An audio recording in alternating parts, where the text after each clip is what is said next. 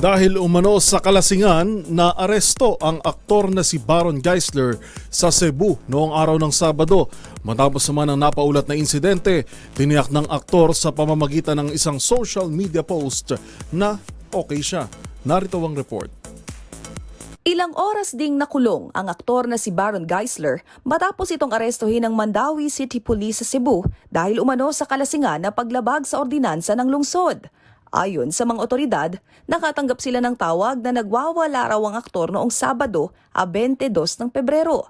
Agad ding pinalaya ang aktor matapos magbayad ng multa na nagkakahalaga ng 500 piso.